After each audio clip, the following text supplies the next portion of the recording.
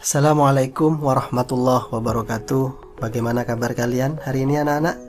Semoga baik, tetap semangat belajar, dan semoga kita dan keluarga selalu senantiasa mendapat perlindungan dari Allah Subhanahu wa Ta'ala.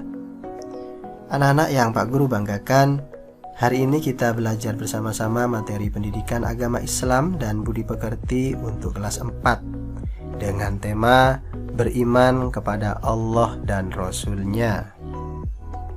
Adapun tujuan pembelajaran kita kali ini, yang pertama, memahami Allah Subhanahu wa Ta'ala itu ada melalui pengamatan terhadap makhluk ciptaannya.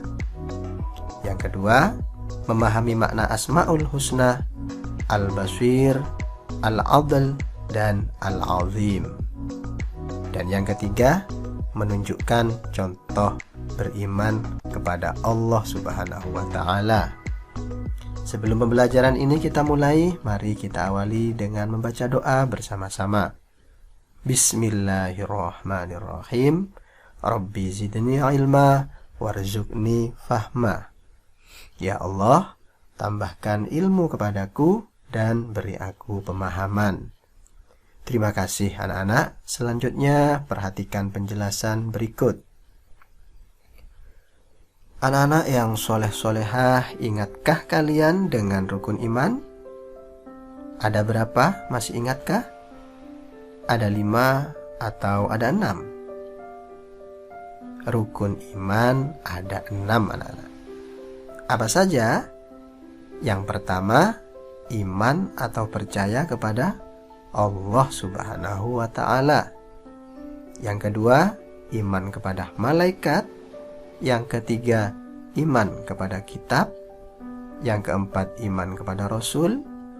Yang kelima, iman kepada hari akhir. Dan yang keenam, iman kepada qada dan qadar atau ketentuan Allah. Pada pembelajaran kita kali ini, kita akan membahas rukun iman yang pertama, yaitu beriman kepada Allah. Perlu kalian ketahui anak-anak bahwa iman artinya percaya. Beriman kepada Allah berarti percaya bahwa Allah itu ada. Dan untuk percaya pada adanya Allah Subhanahu wa Ta'ala, kita harus tahu atau mengenal kepada Allah Subhanahu wa Ta'ala. Bagaimana cara mengenalnya? Yang pertama, cara mengenal Allah yaitu melalui alam semesta. Coba kalian perhatikan langit yang dihiasi oleh bintang, planet, meteor, dan benda-benda langit lainnya. Dan lihatlah gunung yang indah yang membuat kesejukan bagi yang memandangnya. Lihatlah samudra yang luas dengan binatang laut di dalamnya. Mungkinkah semua itu tercipta dengan sendirinya anak-anak? Tentu jawabannya adalah tidak.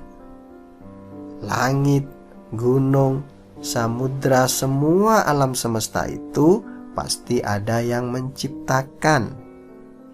Dan penciptanya adalah Allah Subhanahu wa Ta'ala.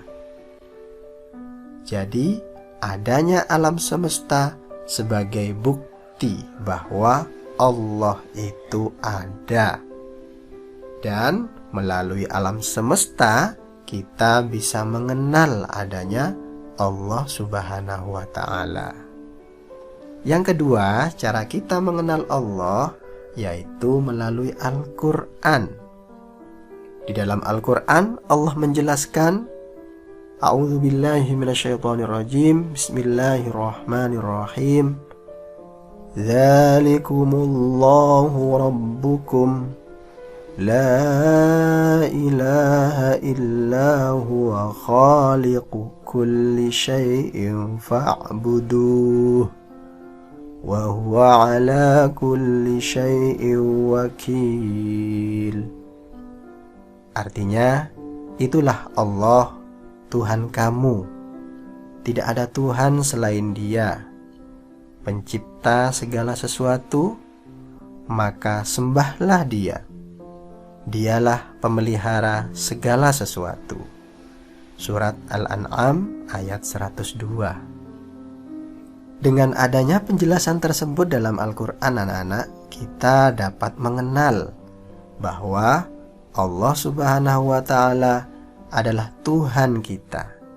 Tidak ada Tuhan selain Allah yang menciptakan alam semesta, dan Allah Subhanahu wa Ta'ala yang wajib kita sembah.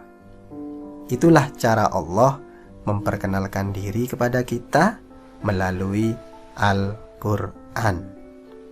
Dan masih banyak ayat-ayat lain yang menunjukkan tentang keberadaan Allah Subhanahu wa Ta'ala yang harus kita pelajari agar kita lebih mengenal kepadanya. Dan yang ketiga, cara kita mengenal Allah yaitu melalui Asmaul Husna, dengan mengenal nama-nama Allah yang baik yang berjumlah 99. Di antaranya adalah Al-Basir, Al-Adl, dan Al-Azim. Mari kita bahas satu persatu. Al-Basir artinya Allah Maha Melihat. Apapun yang kita lakukan, Allah pasti melihat. Tidak ada satu makhluk pun di dunia ini, anak-anak, tanpa sepengetahuan Allah Subhanahu wa Ta'ala. Oleh karena itu, kita harus menjaga diri dengan berusaha berperilaku baik dan meninggalkan perilaku buruk. Karena semua yang kita lakukan Allah pasti melihat dan pasti ada balasannya.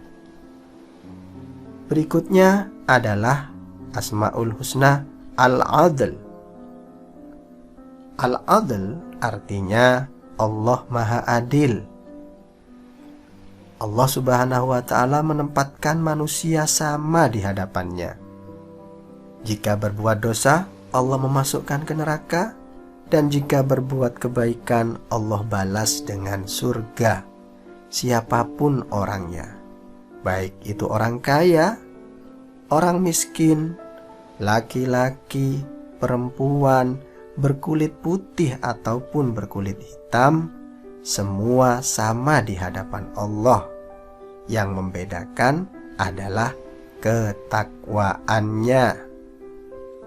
Siapa yang bertakwa, yaitu melaksanakan perintah Allah dan menjauhi larangannya, dialah yang paling mulia di sisi Allah. Itulah bentuk keadilan Allah kepada umatnya.